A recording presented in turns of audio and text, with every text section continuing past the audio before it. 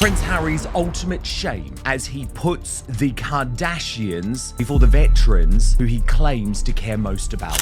While the royal family stood in respectful silence, honoring the brave souls who gave everything for their country, guess where Meghan Markle was? Not in London. Nope. She was out in Beverly Hills, striking a pose under a chandelier that looked like a martini glass. The scene was surreal. The world watched the royals mourn while Meghan bathed in glamour. You could almost feel the contrast. One side grief and reverence, the other flashing bulbs and curated smiles. You can see it in the paparazzi footage as Prince Harry leaves this event, is that he's not happy about it. Yes, while King Charles bowed his head and poppies glowed with real meaning on the lapels of those who served, Meghan turned Remembrance Day into her personal red carpet moment. Standing beside her, Prince Harry wore his poppy like a party prop, swaying to tunes probably more expensive than the medals pinned to his chest. Can you believe it? What was supposed to be a day of quiet respect looked, in their world, like just another photo op. And honestly, social media did not let it slide. And I also have no sympathy, if we just come back to me here, for Ms. Markle refusing to wear one of these because she knows how to get them. This was purposeful. This wasn't your typical celebrity cameo. Oh no! This was Meghan Markle's audition tape for Hollywood Royalty, the sequel. A champagne-soaked moment where sacred tradition collided head-on with bronzed selfies and sparkle. Overload. The entire thing screamed, "Watch me," instead of "Remember them." It just shows us what the Sussexes have been reduced to, unapologetically tacky. How pathetic and disappointing their priorities currently are. The occasion? Kris Jenner's extravagant 70th birthday bash, a James Bond-themed fantasy where everyone looked like billionaire spies. Everyone except one duchess who seemed to have raided a Target clearance rack and tried to pass it off as couture. That's right. While the party guests were dripping in diamonds and drama, Meghan walked in like she'd mistaken the costume memo for a Fashion Week challenge. And oh, did people notice? Royal family are meant to honor the fallen on a solemn Remembrance weekend in the UK, but the dumb, traitorous Prince Harry and his grinning wannabe instead chose to honor a Kardashian 5,000 miles away. No interest in duty, just tacky fame. Online, chaos erupted. While the UK was bathed in reflection and reverence, the Sussexes were glowing under fake tan and camera lights. The internet roasted them harder than the caterer's truffle sliders. But here's the juicy part. This wasn't clueless. It was calculated. Nothing Meghan does is ever accidental. Every angle, every oops moment, every carefully tilted chin, all planned. So why did Meghan and Harry turn a night of remembrance into a glittering PR stunt? Oh, buckle up, because from here on, things only get messier.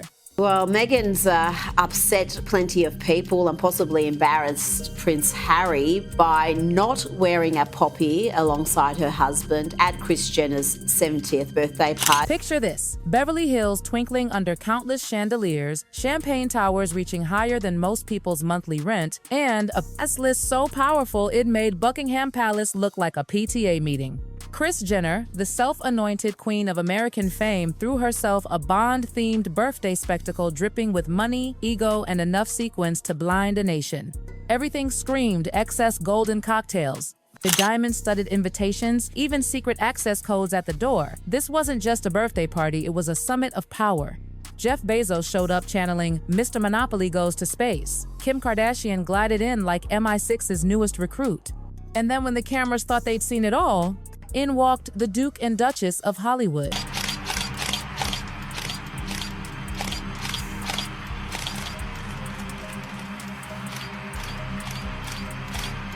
The second Meghan and Harry entered, the room went still tighter than Kris Jenner's facelift. Gasps all around, shock, secondhand embarrassment. This was supposed to be Kris's night, but in seconds, all eyes turned toward the royal gatecrashers. It wasn't accidental, it was strategy. Because when Meghan Markle walks into a room, she isn't hunting champagne, she's hunting spotlight. And make no mistake, that light burns fast and hot.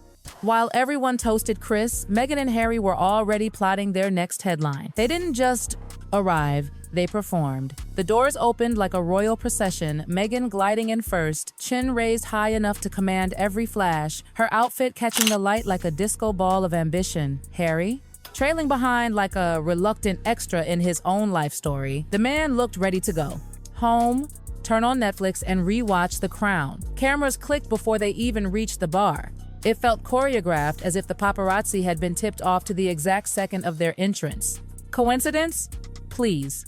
This was PR theater disguised as spontaneity. A red carpet entrance wrapped in birthday party packaging. Extraordinary optics, given Harry claims, and remember he wrote that personal note last week saying he cares nothing more, Brittany, than the British veterans. And then on our most important day, Remembrance Sunday, he goes to a tacky party with the Kardashians. He can't even bother to procure his disrespectful wife a goddamn poppy. It's a stinky new look. Heads turned, champagne glasses froze mid-air. Even the Kardashians barely blinked. Jeff Bezos gave a polite nod, and Kris Jenner? She smiled that seasoned PR smile, the one that says, fine, steal my spotlight, but make it hashtag worthy. Every step Meghan took looked. Rehearsed the delicate touch on Harry's arm, the calculated laugh, the photogenic pause. But beneath all that poise, desperation. Thick enough to taste? They weren't there to honor Kris Jenner, they were there to remind Hollywood that Meghan and Harry still mattered. And while Meghan and Harry basked in the Beverly Hills glow 5,000 miles away, London stood in stillness. The royal family, cloaked in black and remembrance, bowed their heads. A whole nation remembered its heroes. The contrast? Brutal. On one continent, solemn duty. On another, self-promotion. Then the photos dropped. Meghan's grinning face next to Kate's serene profile at the cenotaph, the internet imploded. Commentators dubbed it the split screen of the century. On one side, a princess wrapped in dignity and grace. On the other, a duchess wrapped in sequins and spray tan. The optics, a nightmare. Or maybe exactly what Meghan intended. After all, outrage equals engagement. Veterans and royal loyalists were furious. How could Harry, a decorated soldier, dance while his comrades mourned? Screamed one headline. Even Meghan's usual defenders were lost for words. The symbolism couldn't be clearer.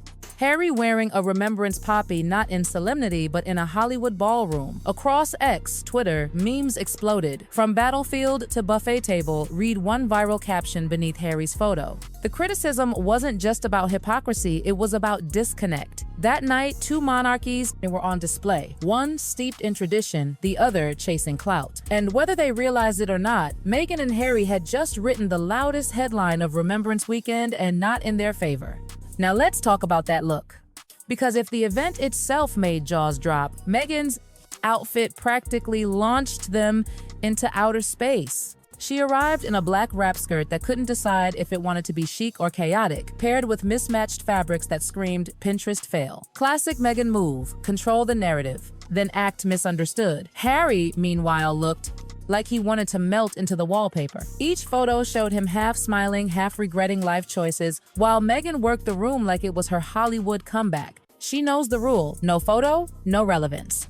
Critics on social media were savage. They didn't escape the media, they just hired their own version of it. Another journalist added, they've turned the spotlight they once condemned into a business plan. Because for Meghan and Harry, visibility isn't a byproduct, it's the product. That night, their so-called privacy was auctioned off one flash at a time. It became clear this wasn't a royal couple reconnecting with friends. It was a brand campaign wrapped in sequins and champagne. Observers called it the worst possible timing. A disconnect from the public, the meaning of Remembrance Day, and even from each other.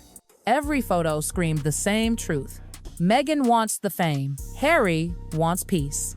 Their faces told the story. Her smile said, look at me. His eyes said, get me out of here. It was uncomfortable to watch, like witnessing a slow unraveling dressed up as glamour. Then came the whispers. Did Meghan even have an invite? One insider asked. And oh, the gossip that followed. Rumor has it, Meghan wasn't on the original guest list. Yep. The Duchess of Drama might have slipped in through the back door of Beverly Hills high society, allegedly through a management connection that pulled a few strings. That move alone screamed calculated hustle, not VIP access. Once inside, she was on a mission, networking, not mingling. She floated from table to table, smiling that rehearsed smile, name-dropping like confetti. Every laugh was a strategy. Every photo, a headline in waiting. Kris Jenner gave her a quick hug and a photo. Kim Kardashian offered a polite wave and then nothing. The Hollywood elite? They smiled, nodded, and moved on. Because in that world, Meghan wasn't the star, she was the spectacle. Her energy was loud. Her intentions were transparent. Even Harry's nervous stance in the background couldn't soften it. This wasn't charm, it was calculation, and Hollywood can smell desperation from a mile away. In that room full of billionaires and A-listers, Meghan wasn't commanding attention, she was chasing it.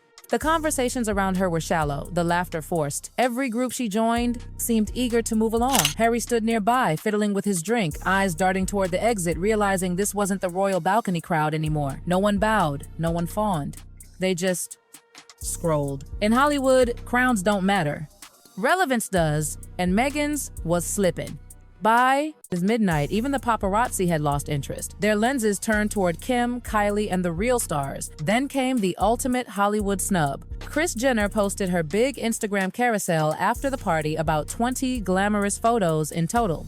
The decor, the cake, the celebrities, the sparkle. But guess who was nowhere to be seen? Meghan and Harry. Not a single frame. Because in Hollywood, they're not royalty anymore. They're just another headline waiting to fade.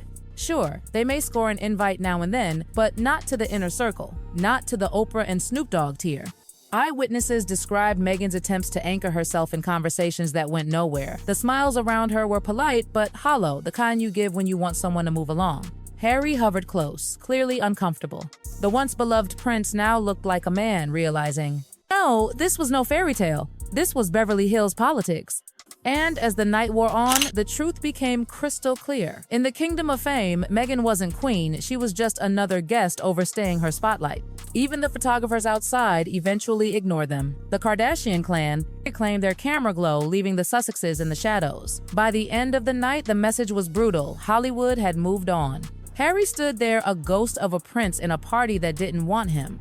His posture said everything. Hands buried in pockets, head lowered, eyes scanning for the door. He looked like a man trapped in someone else's script, a movie starring his wife, directed by fame. Sources whispered that he barely spoke to anyone. Meghan, on the other hand, was still performing every pose, every flick of hair, every laugh meticulously curated. Each laugh was a headline. Each silence from Harry, a tragedy. The soldier, once saluted for bravery, now stood under disco lights that mocked every ounce of it. Observers noticed the irony Harry used to condemn the royal family for cooperating with the press. But here he was, neck deep in Hollywood's version of the same game. He traded duty for drama, service for spotlight, purpose for publicity. Even the paparazzi seemed bored, barely snapping solo shots of him. Their lenses stayed locked on Meghan's theatrics. That night, Harry wasn't the rebel prince. He wasn't even the runaway royal. He was just another accessory in Meghan's endless PR parade, a man quietly realizing that clout doesn't fill the void of purpose. And just like that, the music faded, the champagne fizzled, and the cameras dimmed. Meghan and Harry slipped out into the Beverly Hills night with more headlines than handshakes. What was meant to be a comeback became a cautionary tale, a masterclass in misplaced ambition. While the royals back in London stood in remembrance, Meghan and Harry turned respect into reality TV. The message couldn't be louder. You can trade palaces for parties, but dignity doesn't RSVP. Hollywood saw through the act. The smiles were polite, the whispers were cutting. Meghan wanted to be the star. Instead, she became the punchline. Harry? Just another shadow following the glimmer of someone else's fame. Calls grew louder online. Strip their titles, one commenter demanded. They don't represent royalty, they represent indulgence. And perhaps the harshest truth of all, Hollywood doesn't care about crowns, it cares about currency. Theirs, both social and emotional, is running low. But this story doesn't end there. Because the real twist? It's coming from inside Meghan's own circle, someone close, someone who knows her truth and just might expose it all. So before you go, make sure you've watched our last Star Spotlight expose, the insider who revealed everything about Meghan's inner circle and the chaos behind the curtain. Because if you thought this night was scandalous, just wait until the next royal storm hits.